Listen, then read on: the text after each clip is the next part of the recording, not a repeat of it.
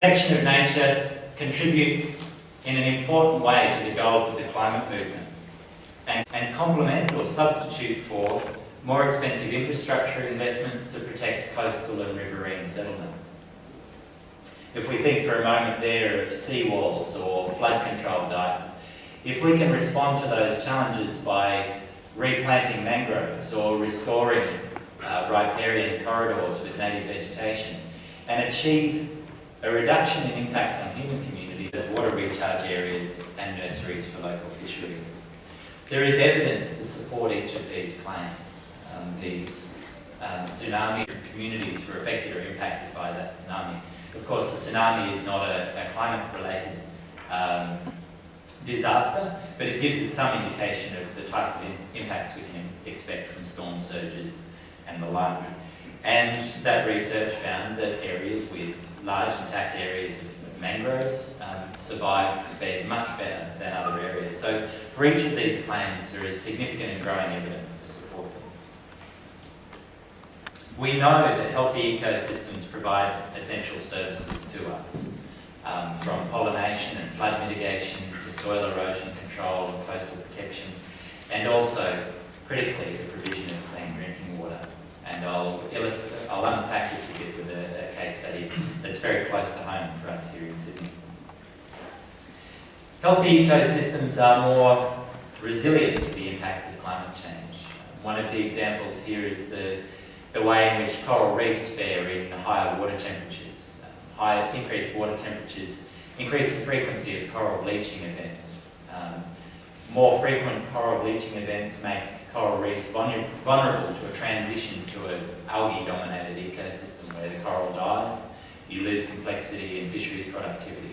But if you have a healthy range of fish species on those coral reefs, it is much more likely that you'll have healthy populations of herbivorous fish to keep down the algae and increase the prospects for the coral reef to recover. We've seen evidence of this in the Caribbean. Evidence is emerging also in the Pacific and the Great Barrier Reef.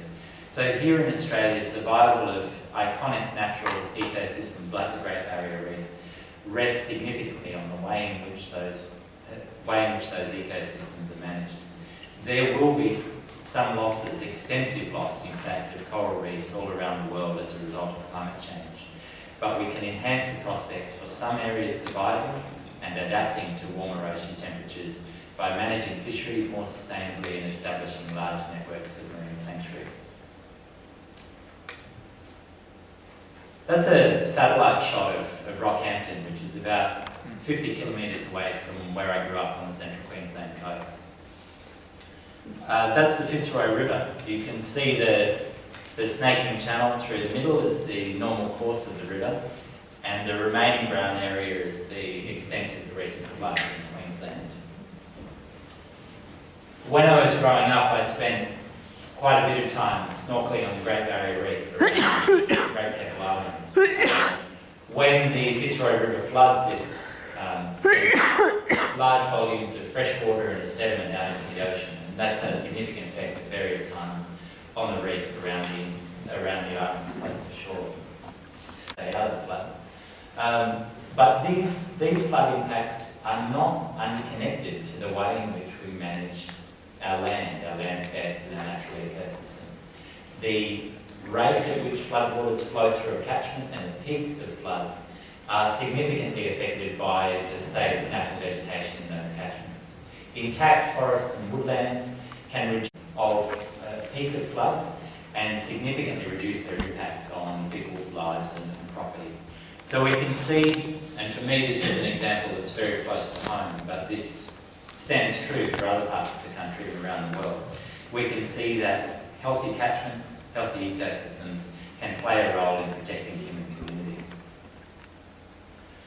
I'd like to come much closer to home now to Sydney's drinking water supply catchment and look specifically at the question of the impacts of mining and gas development in Sydney's drinking water catchment and the way in which that interacts with some of the likely impacts of climate change on us here in Sydney, and particularly the clean drinking water which we all rely on. Sydney's drinking water comes from a very large area.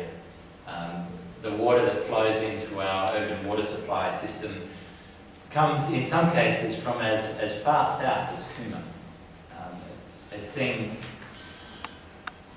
Sorry, how long have we got? 15 minutes to go. Oh, just 10. Okay. Sorry, I'll pick up the pace there. Our water comes from literally hundreds of miles away, but a great deal of our water supply comes from a number of catchment areas to the south of Sydney. If we zoom in on those, you can see Sydney itself and Botany Bay in the far right. The areas with the stripes on them are what are known as special catchment areas.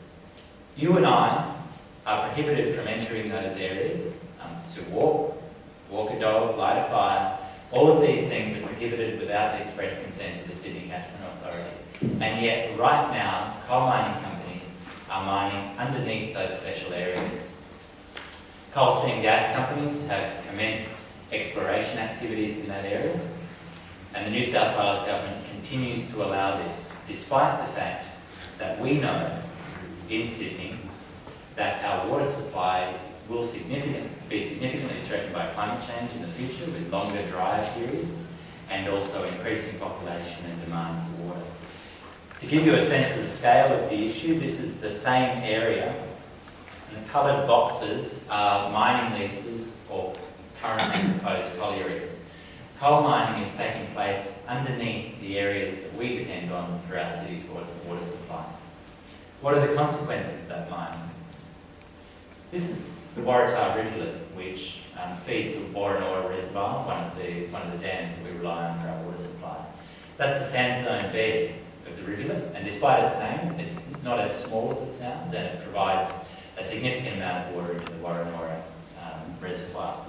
The sandstone bed has cracked, and the water now flows into the ground instead of down the rivulet into the water supply. We've seen also extensive evidence of longwall underground coal mining damaging the swamps that water flows through before it flows into our water supply, into our drinking water reservoirs. So those swamps play a critical role in cleaning and filtering the water. They play an important role in ensuring a steady, even flow of water over time rather than sharp peaks and troughs. And they're absolutely essential to the water supply of Sydney. And yet we're allowing coal mining to occur under those areas, and there is currently coal seam gas exploration going in that area. Our catchments are at risk. Sydney's water supply is vulnerable to the impacts of climate change through increased evaporation and longer dry periods. Damage to rivers, streams and swamps caused by mining and coal seam gas extraction. We're at the exploratory phase at this stage, but of course you only explore for one reason. It threatens our water supply and exacerbates the climate risk for Sydney. Water supply is one of the principal, along with long-term sea level rise, water supply is one of the critical threats to Sydney arising from climate change. Climate change demands strict and absolute protection of our water supply catchments, combined with measures in Sydney to reduce water demand and improve water recovery and reuse. It is obscene that we continue to allow coal mining in these areas. And it is ironic in a very disturbing way that the very activity which contributes most to climate change is the same as threatening our water supplies in a changing climate. This is but one example of the way in which our activities are increasing our vulnerability and the vulnerability of the natural world to climate change. So what can we do about it? First of all, I think we need to place the issue of natural solutions to climate change in the climate movement. We also need to recognise that folks working on nature conservation need to much more actively engage with the current and predicted impacts of climate change and bring these narratives together. We need to convey the message that protection and restoration of natural ecosystems is a critical and cost-effective strategy for reducing carbon emissions, protecting the diversity of life, and reducing vulnerability to climate impacts. We need to protect and restore our water supply catchments, not mine them for coal or for gas. We need to protect and restore coastal and marine vegetation to reduce the rate of coastal erosion. We need to make a rapid transition from native forest logging to plantations. And we'll hear in a moment about the twin benefits of forest protection in terms of reducing carbon emissions, storing carbon, and reducing vulnerability to climate impacts. We need to create a very large national network of marine sanctuaries to protect our marine environment and enhance its resilience to climate change. We need to restore environmental flows to the Murray-Darling and take into account the forward projections of reduced rainfall and increased evaporation through many parts of the Murray-Darling Basin. And we need to scale up investment in protection and restoration of nature.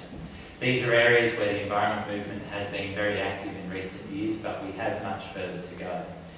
The current commitment from the federal government to invest money through a biodiversity fund is an important step in the right direction. It's a recognition of the significance of these natural solutions, but it simply does not go far enough, and there are indications that that money will simply replace other streams of funding that were being used for conservation and natural resource management. We've got a lot further to go, but we are making progress on some of the solutions. I'm looking forward to hearing more about the importance of natural ecosystems in reducing our emissions and storing carbon as well. So thank you very much.